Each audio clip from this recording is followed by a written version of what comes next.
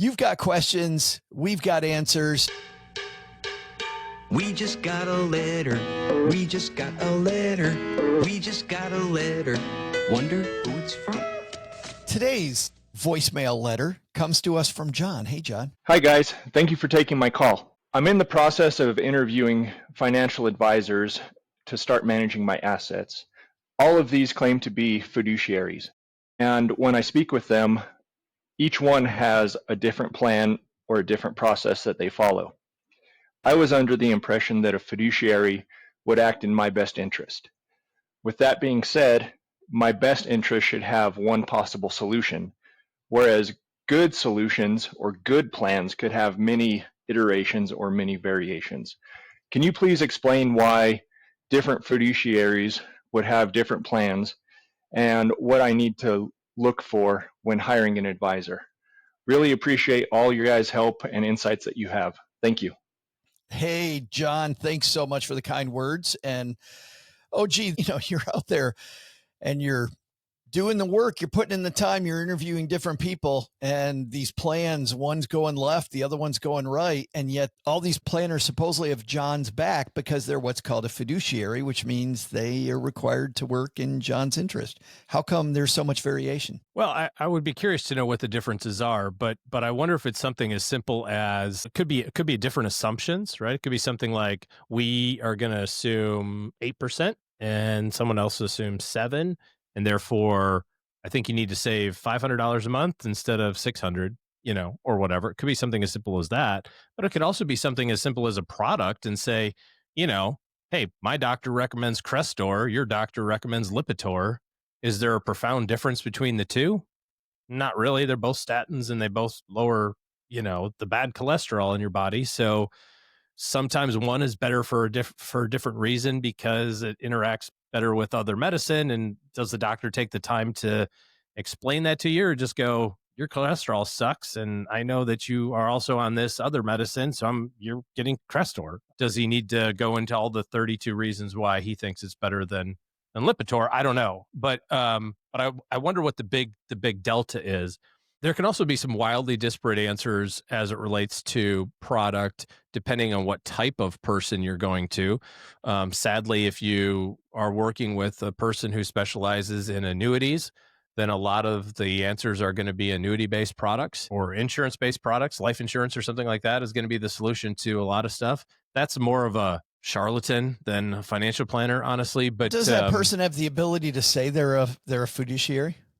You could say whatever you want. There's no crime against it. That's why that word is so useless. It's ridiculous. I'm a fiduciary. Says who? And who comes after you? The fiduciary police if you're lying? No one. There is no law that says you have to tell the truth to somebody about your registration status. And what's funny is that even people who are legally not able to be fiduciaries will still say that they are. But here's where I come down on this. I actually think that the vast majority of people are doing the right thing, and the term is largely useless anyway, because I can say I'm a fiduciary and totally do bad stuff, and I can not be a fiduciary legally, like unable to be based on my registration status, and do completely the right thing for you. And that doesn't make me worse of a person because I can't say the word. So in my opinion, the word is completely useless anyway, because nobody knows how to use it correctly. And that's okay, but it's not a differentiator, if that makes sense. So I would be more looking at the differences, John, between the plans. Frankly, you could just ask these people, hey, why is yours that direction and this one is that direction? Like, what's the material difference here? And see if it makes sense to you. Like if they say, well, we like to use Vanguard stuff because A, B, and C, and this guy likes to use Wisdom Tree because of X, Y, and Z. Okay. Is there a profound difference between Vanguard and Wisdom Tree? No, there's not. That's not a hill to die on. Maybe they just have better experiences with that or better connection with the company. Totally fine. If one guy's like, well, we use whole life insurance because A, B, and C, and this guy goes, we use low-cost passive ETFs because of X, Y, and Z, then, the profound difference, right? And you can kind of investigate that a little bit. One thing that I heard you say, John, that is a reason that I wouldn't hire an advisor. You said, I'm looking for advisors to manage my assets. And while I may have them manage my assets, I don't think that's the primary reason that I go. I want to build a great plan. And then the money management then is a piece in service of that plan. So if I'm going in to meet with a financial advisor, just have them manage my money, I think there's a whole group of people that call themselves financial advisors that do that are much more just product people. That's my focus. Well, and that's why, and to your broker point, focused, yeah, Joe, that could be a reason why all the plans, air quotes, are different, right? If it's like, well, I went to the Fidelity office and they recommended this allocation, and then I went to the Schwab branch and they recommended that allocation. Why in the hell are they different? Well, because Schwab guy's going to tell you Schwab's better, and the Fidelity guy's going to tell you Fidelity's better. Neither of them are better or worse. They're probably fairly identical. But as my second grade teacher used to say, you're focusing on the wrong syllable. You know, God, it's great. Second grade teacher for the win. By the way, yeah, it's a fun little thing that I remember from second grade. I also had my name on the board several times with little check marks, and every check mark meant a recess you didn't get to go to. Thanks for that. You remember both of those things. I remember that and check marks vehemently. Yeah, nice. It was a rough year for OG, but a lot of not recess time. But again, if you're just focused on the product, I can tell you 15 reasons why this product's better than that, and I can tell you 15 reasons why that product's better than this one. You know, it's just does it really matter?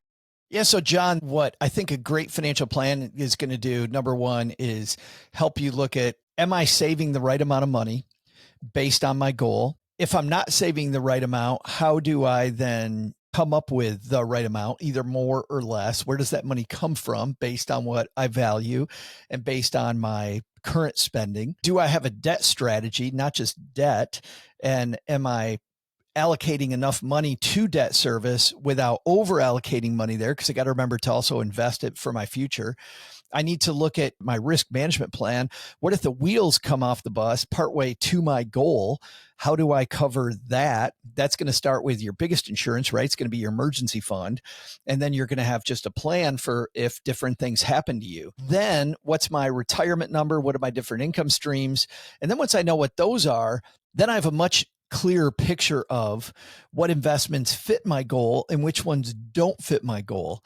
And then what you'll find is that the advisors are going to line up a little better. Now, product wise, OG, you nailed this one where, you know, one person's going to say Wisdom Tree, one person's going to say Dimensional, one person's going to say Fidelity, somebody's going to say Vanguard. What's the difference? Well, maybe the advisor is just, they're more of an expert in that fund family. That's what they use a lot. If the advisor is going to manage money for you, you don't want to have your money in spots where their other clients are not, because you can't be great at every single investment that's out there. To some degree, you actually want some mass customization, meaning if you're hiring an advisor for that, you want to make sure they're on top of what's going on with that fund company, what the heck's going on with these different products, so that if something does change, that the money I'm paying for this, which is good money I'm paying for this, I'm getting something for it. I often get frustrated when people want to have a different allocation than everybody else that an advisor works with, because an advisor is just like you. They can't have 9,000 different allocations for, you know, let's say they work with 100 families and every allocation is 100% different. Imagine all the different things they have to try to be an expert in. Yeah. No, you don't really hire them for that, but it still is the end of the road is deciding where to invest, not the beginning of the road. So that's where I would start. How are they going to help me put a plan together? And to your point, OG, I think if they are planners, it'll look a little more uniform. I think if they start from that part. Thanks for the question, John. You got a question for us? Bring it. stackingbenjamins.com/voicemail gets you to the hotline, and we're happy to answer your question like we did John's. And John, we'd love to hear more. Either number one, would love to hear what you're hearing different about these advisors. If you want to call back and let us know that.